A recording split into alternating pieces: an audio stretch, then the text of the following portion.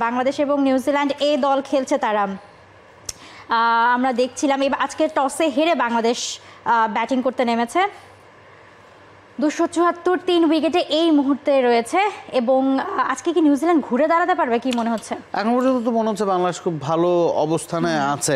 বাংলাদেশের হয়ে এই পার্টনারশিপটা 177 রানের পার্টনারশিপ এবং 163 বলে এই পার্টনারশিপটা হয়েছে। সেটা মেহেদী অঙ্কনের এবং নূর হাসান সোহানের, একজন 90-এর ঘরে আছেন, একজন 80-এর ঘরে আছেন এবং দুজনই এখন পর্যন্ত আউটস্ট্যান্ডিং ব্যাটিং করেছেন। 3টা উইকেট বাংলাদেশ শুরুতে যখন হারিয়েছে দুজন ব্যাটসম্যান সেট হয়ে আউট হয়ে গেছিলেন। নাঈম শেখ 41 বলে 40 রান করেছেন, এনামুল বিজয় 34 বলে 39 রান করেছেন। দুজনের স্ট্রাইক রেটটাই ভালো ছিল। নাঈম শেখ একটা বিগ শট খেলতে গিয়ে লেগ স্পিনার আদিত্য আশোকের বলে লং অফে আউট হয়েছেন। এনামুল বিজয় আবার নাঈম শেখের সাথে ভুল বোঝাবুঝিতে রান আউট হয়েছেন। পারভেজ হোসেন ইমন একেবারে শুরুতেই স্লিপে ক্যাচ দিয়ে আউট হয়েছেন। সব মশার বিরুদ্ধে সুরক্ষা দিতে এলো বসুন্ধরা এক্সট্রিম অ্যারোসল, মশার বিরুদ্ধে এক্সট্রিম সুরক্ষা। তো ওই ব্যাটসম্যানদের কেউই আসলে রান করতে পারেনি যারা জাতীয় দলের জন্য আসলে প্রতিযোগিতায় আছেন। আপনি যদি জাতীয় দলের টপ স্পট চিন্তা করেন বা ওপেনিং স্পট চিন্তা করেন, সেখানে তানজিদ তামিম এবং সৌম্য সরকার আছেন। বাকি একটা স্পটের জন্য কিন্তু এই তিনজনের লড়াই। এই তিনজনের কেউই আসলে 50 করতে পারেননি। এখন পারভেজ হোসেন ইমন চ্যাম্পিয়ন্স ট্রফির স্কোয়াডে ছিলেন। এই সিরিজগুলো আসলে খেলা হয় কি, জাতীয় দলের যেই 2-3টা স্পট নিয়ে আপনি কাটাছেড়া গবেষণা করবেন, সেই জায়গায় যারা কম্পিট করছেন তারা পারফর্ম কেমন করেন। এখন সোহান এবং অঙ্কন দুজনই উইকেট কিপার ব্যাটসম্যান, দুজনই ভালো পারফর্ম করছেন এবং আমরা জানি যে মুশফিকের একটা শূন্যস্থান আছে, রিয়াদের একটা শূন্যস্থান আছে। ওই জায়গাগুলোতে এই দুজনের মধ্যে কম্পিটিটিভনেসটা কিন্তু সামনের দিকে আমরা দেখতে পাবো। শামীম হোসেন পাটওয়ারিও আছেন ওই রেসটাতে, তো তিনি কেমন পারফর্ম করেন আজকে হয়তো খুব বেশি সুযোগ হবে না। ডিপিএলটা সবারই ভালো গেছে, যে নামগুলো আমরা বলছি যারা ডিপিএলে ভালো করছেন তাদেরকেই তো আসলে এই স্কোয়াডে সুযোগ দেওয়া হয়েছে, তারাই আসলে একাদশে খেলছেন। তো ওই দিক বিবেচনায় আসলে এই সিরিজটা খুবই গুরুত্বপূর্ণ, স্পেশালি এই প্লেয়ারদের জন্য যারা জাতীয় দলে ঢোকার দরজায় করা নাড়ছেন। যখন থেকে সিরিজটা শুরু হয়েছে তখন থেকেই আসলে বলা হচ্ছিল যে আপনি ডিপিএল 11ও বলতে পারেন, ডিপিএলে যারা ভালো করেছে যাদের আমরা দেখেছি। আর প্রত্যেকটা নামই নাঈম শেখ থেকে শুরু করে একদম শেষের দিকে শামীম পাটোয়ারি পর্যন্ত কিংবা খালেদ এবাদত তারাও আছেন বোলিং লাইন আপে। প্রত্যেকটা নামই আসলেই যে জাতীয় দলে আশা দেখছে, সবাই করা নাচ্ছে। বিজয় এই জায়গায় একটু আনলাকি কিনা, এখানে আবার একটা প্রশ্ন আছে। আপনি যদি নিউজিল্যান্ডের একাদশ দেখেন, নিউজিল্যান্ড প্রথম দিন যেই একাদশটা খেলিয়েছে সেটা তাদের বেস্ট 11। আজকে কিন্তু তারা 4টা বদল এনেছে। গেল ম্যাচে যিনি রান করেছিলেন ডিন ফক্সক্রফট 70-এর ঘরে, তাকে আজকে বিশ্রাম দেওয়া হয়েছে। এই সিরিজগুলো বা এই ম্যাচগুলোতে দলগুলো যতটা না জিততে চায় তার চেয়েও বেশি সবার পারফরমেন্স দেখতে চায়। ক্রুশাল মোমেন্টে, ক্রাঞ্চ মোমেন্টে তারা কেমন পারফর্ম করেন সেটা খুব বেশি গুরুত্বপূর্ণ। সে কারণে নিউজিল্যান্ড যেই 15 জনের স্কোয়াড নিয়ে এসেছে, প্রথম 2 ম্যাচে 15 জনকে সুযোগ দিয়ে ফেলেছে। কে খারাপ করেছে সেই অনুযায়ী কিন্তু তারা বাদ দেয়নি। ফক্সক্রফট ভালো করেছেন, তিনি পারফর্ম করে দেখিয়েছেন, তাকে বিশ্রাম দেওয়া হয়েছে। বাংলাদেশ কি সেই কাজটা করেছে? বাংলাদেশের আমার সবচেয়ে অবাক লেগেছে যে মুস্তাফিজুর রহমানকে আপনি এই দলে কেন সুযোগ দেবেন? আবার মুস্তাফিজুর রহমানকে আপনি স্কোয়াডে রেখেছেন, একাদশে প্রথম 2 ম্যাচের কোনোটাতে খেলাননি। যদি মনে করেন যে আপনি জাতীয় দলে মুস্তাফিজুর রহমান তার জায়গাটা পাকাপোক্ত আছে এখন, তাহলে আপনি তাকে স্কোয়াডে রাখতেন না। আর যদি আপনি স্কোয়াডে রাখেন তাহলে খেলাচ্ছেন না কেন?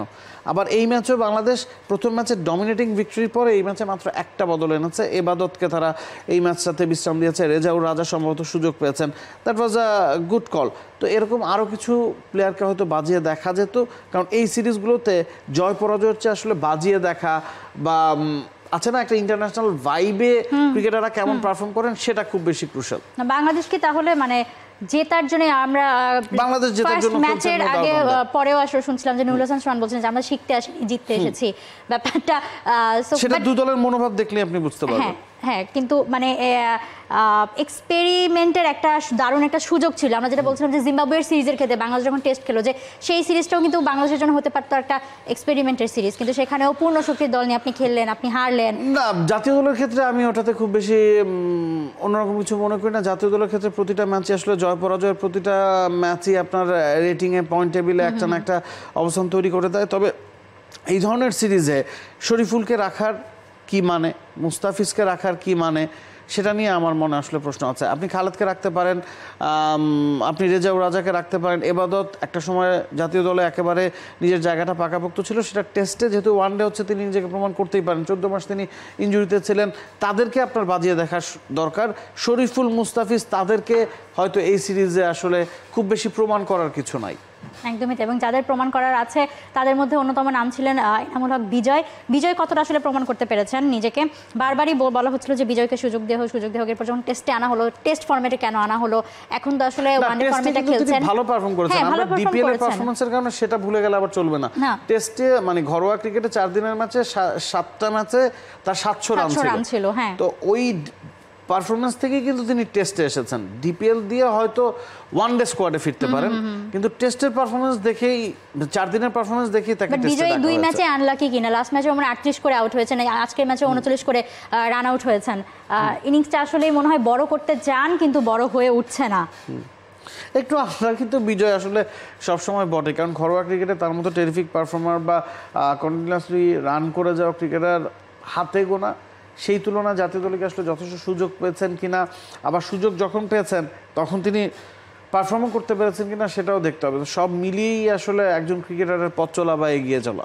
বাংলাদেশ এই মুহূর্তে 300 দৌড়ে এগোচ্ছে। সো নিউজিল্যান্ড এই দলকে আরও একটা চ্যালেঞ্জ আজকের দিনে দিতে যাচ্ছে।